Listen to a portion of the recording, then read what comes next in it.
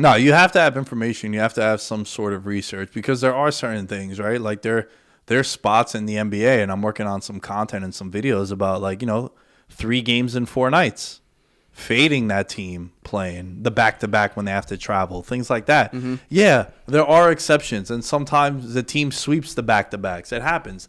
But more times than not, over 100-game sample size, it's probably like a 58-42 edge. And it might not seem like a lot, but yeah, that's 8 games above 500 if you're betting it. So that's why there's certain scenarios. Like even this past weekend, you know that there was a trend that was going around about the Chiefs and teams in overtime. What was it? So teams that would play in overtime and they would win by less than a possession, because that's what overtime would be. The following week, 38% against the spread. So that number would tell you play the Bengals in that.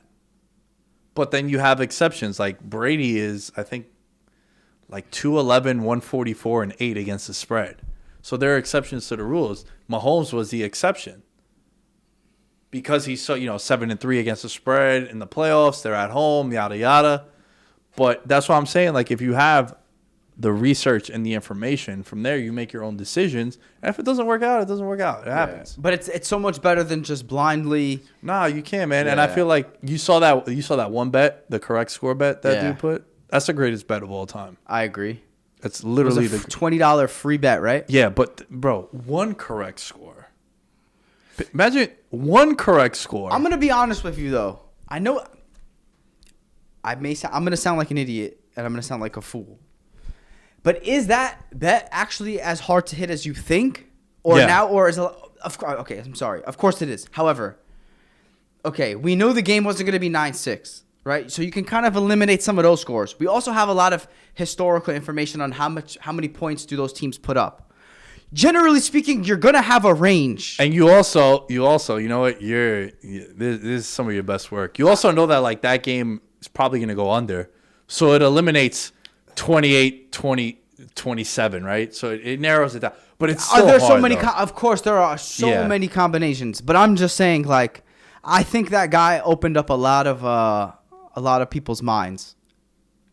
Everyone, I don't even know if people knew that's a big bet in the soccer world. Oh yeah. That's soccer and hockey is huge. Yeah.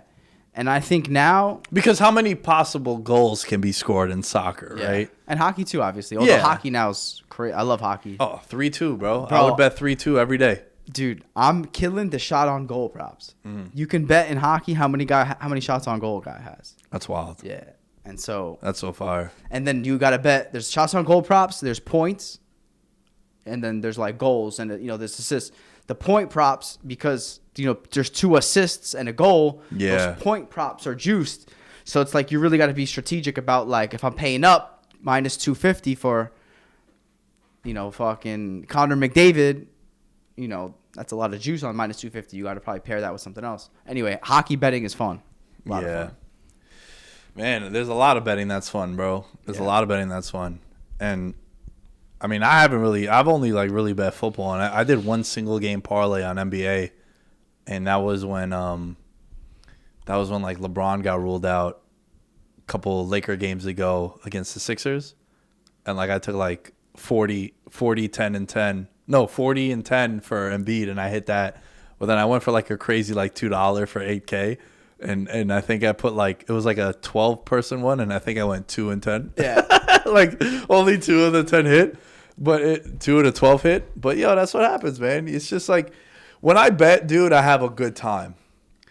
Because I bet in my means, and it took a while for me to get Hell like this. Yeah, but a lot of people need to know that. It took a long time for me to bet like that. That's why, and I think that's another reason why the legalization of it is so good, is because you got to use the money that you have, man. If you're betting money that you don't have, you can get into trouble.